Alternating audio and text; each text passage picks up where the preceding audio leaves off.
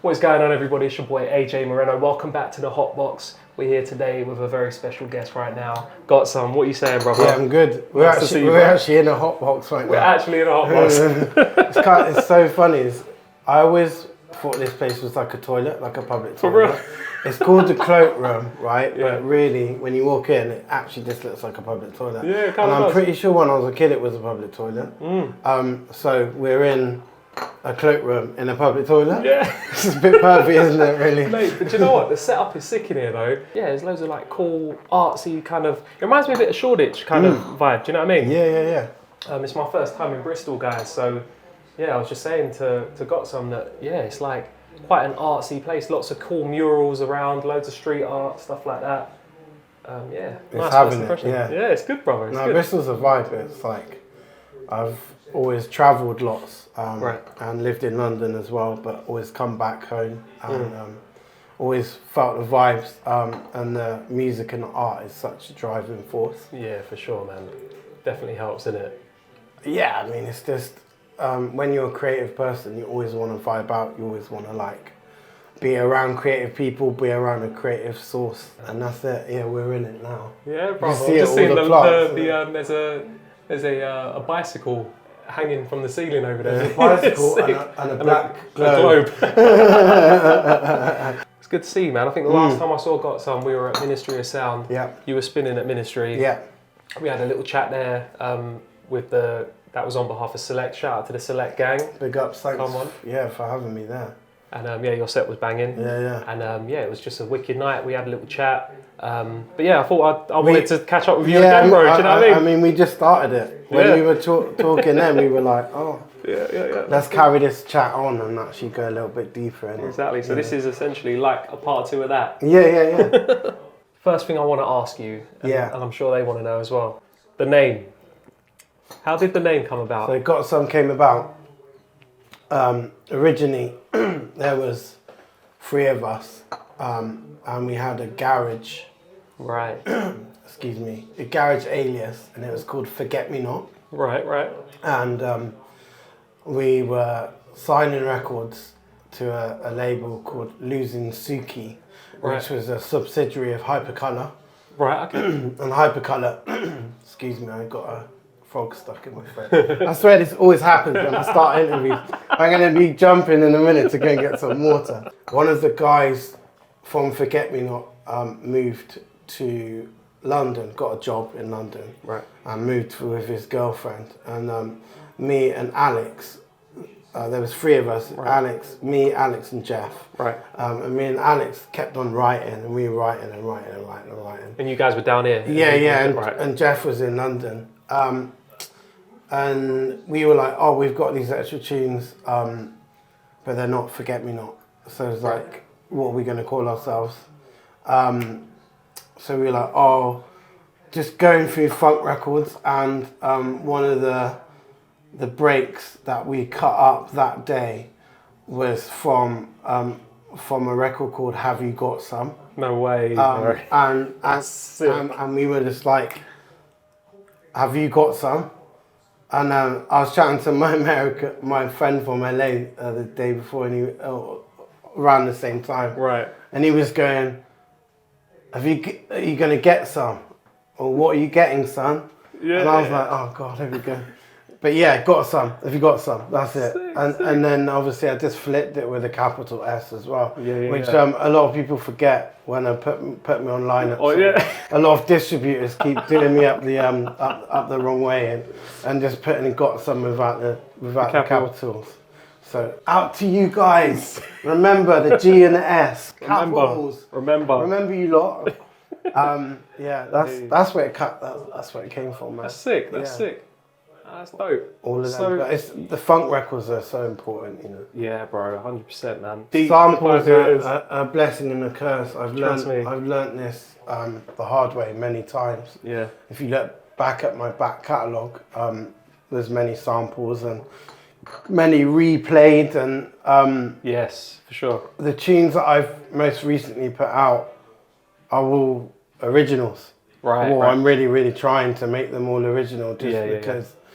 Waiting for samples to be cleared is just like, It's absolute.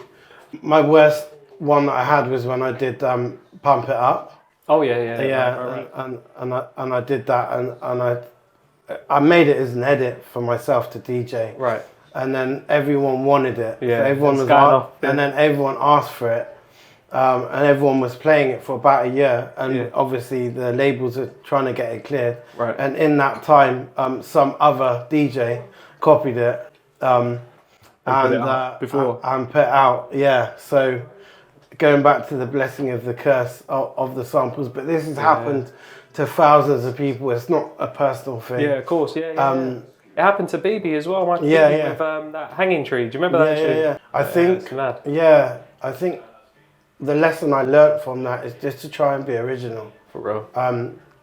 Don't get me wrong, as DJs and producers, we always want to do edits. Yeah. Especially as a DJ, you want an edit. The thing with an edit, you know that it's going to work. You know this original is already a bona fide hit or whatever. So if you put your spin on it, it's cool. Yeah. And it's great to DJ. But if you want to have something that's really going to be different in the world, then you've got to go original. Original, for sure. And there's just too many people at the minute just turning it out. And it's so funny because as a producer, you're in the studio and you're like, this is so good, and I'm so original. And then you like Google it or you look on who sampled, and there's like 30 other geezers that have done it like 2 weeks before. I know, bro. Like that Campbell guy that did that, that did that drum and bass tune, and then I can't remember the sample. I know there's loads that have been churned out recently. The rhythm, the bass. Oh, you're not gonna la di da di da da di da di di. You're not gonna. It's la di da di di. That's what it is. You're not gonna get that read. I'm no singer here. But la di da di di. And they put 3 versions out on the same day. Mad. And then I looked at it, and it was the same publisher that did it. Wow, bro. So there were subsidiaries that were all doing. I think it was Sony or BMG or one of them guys. Of course. And no one had the dignity to call them up and be like, just so you know, there's 3 of you. Someone has has already done this. Someone did this publishing and signed it off, and they're all putting it out on the same Friday. Like I guess on the same day. Yeah, it all came out on the same day. Wow. I'm pretty sure it's Sony. Don't quote me on that. Yeah.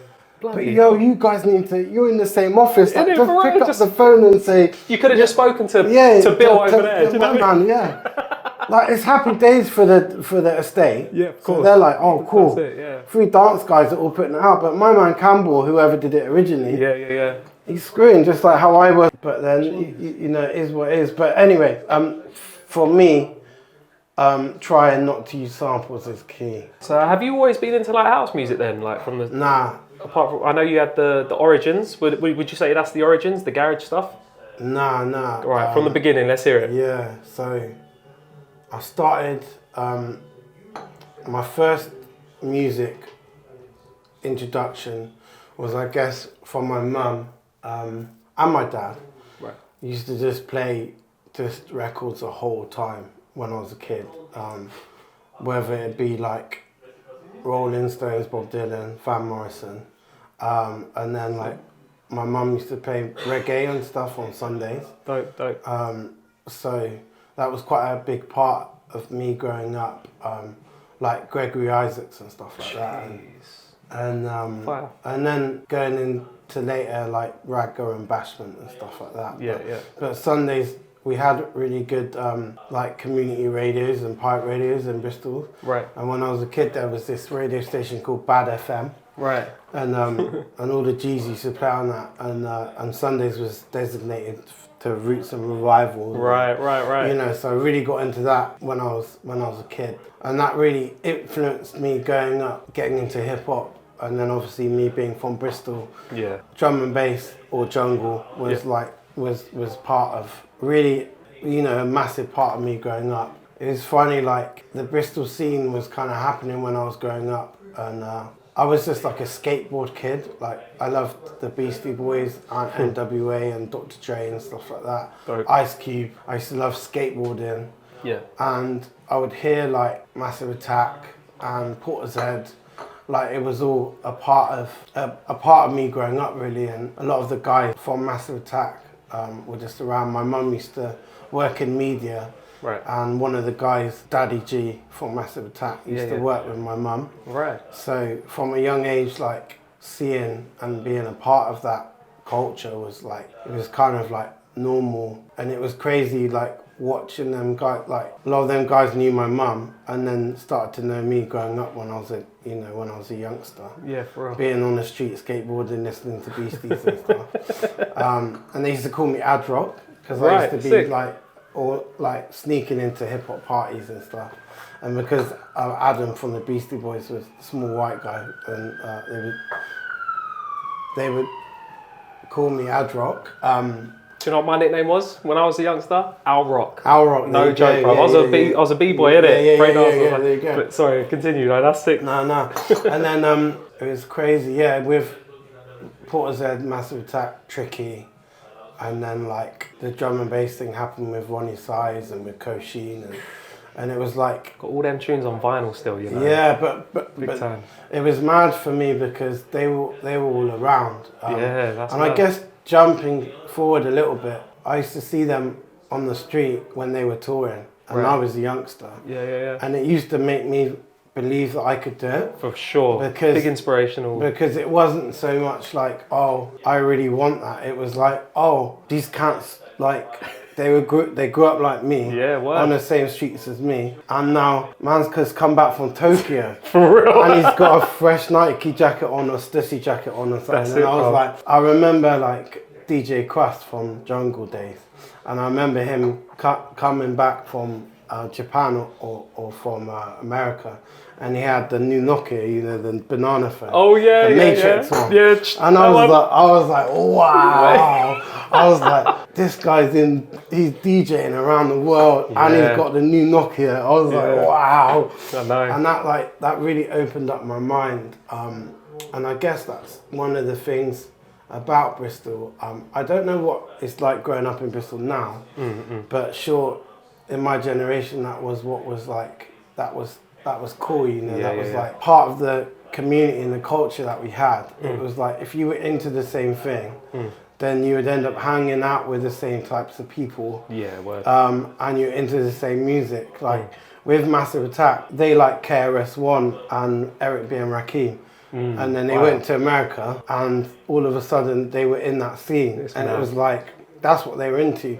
And for me, it was like, I was into Dr. Dre and NWA and all of that. And they would come back and we'd have all these same things in common. Of course. And that was the reason, that was the reason why I got into music, was my mum and dad, and then being around these people who we all saw. Obviously there wasn't social media, so there wasn't that like hype, there wasn't that gas, but but you'd see them on like The Face or like certain magazines, and you'd be like, that's the guy, like I walk down the street and he's there. That's sick. You know what I mean? And like, when Ronnie and that got on the front of DJ Mag or Mix Mag or whatever, it was like, for real. It was like, it made the it... man them from the ends, it made it believable, you know what I mean? And that was something that we all wanted, To go back to your original question, was house your thing?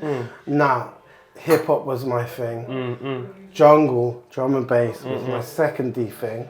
Kind of got a story, really. I started working for a record shop in Bristol called Chemical Records. Right. It was originally from Cheltenham, but then they had a warehouse and a shop in Bristol, and they asked me to come and work at the record shop. It was mad, like all the people used to come there, like Eats Everything used to come before he was Eats Everything. He used to come and he used to buy this like proper hard house. From around here, innit? Yeah, he's from around the way. But he used to buy this like banging hard house, and I'd be like, I'm not into that. And like dun dun dun, and he used to play at this party at this club called Rip Snorter. There's this club in Bristol called, back in the day, called Rip Snorter. Yeah. And Dan, he's called Dan Pierce at the time, it was his real name. Right. And he was a builder, and he used to come in with his gear on, and be like, can I have this banging hard house so I could play at Rip Snorter tonight? And we would be like, wow. So big up Seats, man, doing his thing. He's representing us right now.